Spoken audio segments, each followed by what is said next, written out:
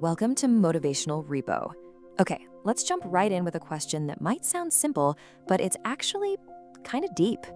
Why do we call some animals our pets, our best friends, and other animals dinner? It's a really weird thought, right? Well, it turns out there's this hidden system behind it all, shaping our choices every single day. And today, we're going to pull back the curtain and see what's really going on. I mean, really think about it. Have you ever just stopped and considered that strange contradiction in how we treat animals? You see a dog and your heart just melts, right? We'd do anything for them. We might even call them part of the family. But then we turn around and put a totally different animal on our plate without a second thought. It's this major contradiction that so many of us live with, but we almost never talk about it out loud. How can we treat some animals like our best friends while others just become dinner? Yeah, this whole puzzle has a name. It's called the meat paradox. And it's something almost all of us do without even realizing we're caught in the middle of it. See, most of us genuinely care about animals. We hate the idea of cruelty. And yet, our actions don't always seem to line up with those beliefs. So what's the deal? Well, it turns out we're mostly just following an invisible script, a kind of hidden belief system that we were handed the day we were born, something we never consciously chose to believe in. And believe it or not, there's actually a name for this whole invisible system. It was identified and named by a social psychologist, Dr. Melanie Joy. And that name is Carnism. It's the invisible ideology that conditions us, that teaches us to eat certain animals and not others. It's the reason we look at a cow or a pig and see food, but we look at a dog or a cat and see a friend. It's not really about what's physically edible, it's about what our culture has told us is mentally edible. So here's the absolute crucial point. Unlike something like veganism, which is a conscious choice somebody makes based on their own beliefs, Carnism is just the default setting. It's what we're born into, it's the status quo, the system that's just running in the background without us ever even noticing it's there. And this system is so powerful because it works in the shadows, It shapes what we choose to eat using just a few really simple but really powerful ideas.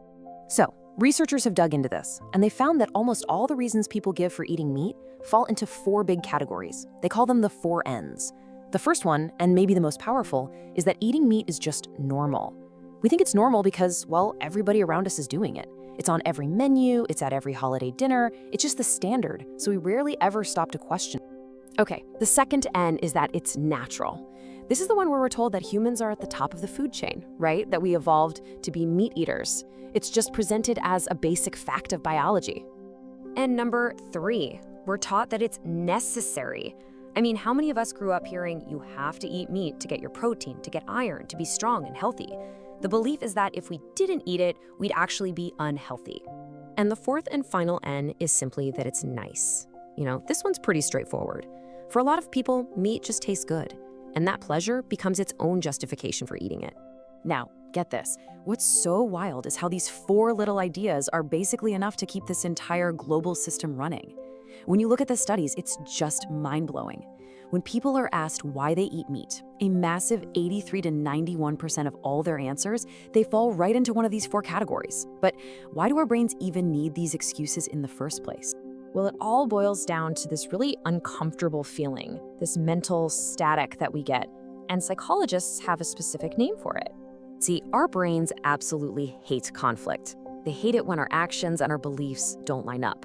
So on one side, you've got this genuine care for animals, for their welfare. And on the other side, you've got the behavior of eating meat. When those 2 things smash into each other, it creates this tension, this conflict deep inside our mind. And that feeling, that's called cognitive dissonance. It's that yucky, uncomfortable feeling you get when what you believe and what you do are out of sync. And to get rid of that feeling, something's got to change. You basically have 2 choices. You can change your behavior, like stop eating meat, or you can change your beliefs to make them fit with your behavior. And for most people, changing a lifelong habit, well, that's really hard. So it's often way easier to just change how we think about it. We might start to subconsciously downplay an animal's ability to think or feel pain, a process some call mind denial. And that's where the 4 Ns come roaring back in. Normal, natural, necessary, and nice. They are the perfect mental tools to squash that guilt and make us feel okay about our choices. But hold on. While Carnism is a really powerful way to explain all this, it's important to note that not everyone thinks it's the complete picture. Some thinkers, like the sociologist Dr. Corey Wynn, argue that the term carnism is a little too narrow, that it focuses too much on just the eating part. They say the real root of the whole problem is a much bigger idea called speciesism. So, what is speciesism? It's the belief that human beings are fundamentally superior to all other animal species. And it's this belief that allows us to use animals not just for food, but for everything else too. Clothing, entertainment, lab experiments, you name it. It's a much broader ideology that justifies all forms of animal use. So the debate is still out there. Is the real issue carnism, or is it this bigger idea of speciesism? So here's the big takeaway from all of this. Our choices, the ones we make every single day, are so often shaped by these invisible forces we don't even see. Whether you want to call it carnism or speciesism, the point is there's a huge, powerful system out there influencing how we think and how we act. And becoming aware of it, well, that's the first step. The real question is, now that you can see the strings, what happens next? Thanks so much for watching, and if this got you thinking, be sure to follow Motivational Repo for more.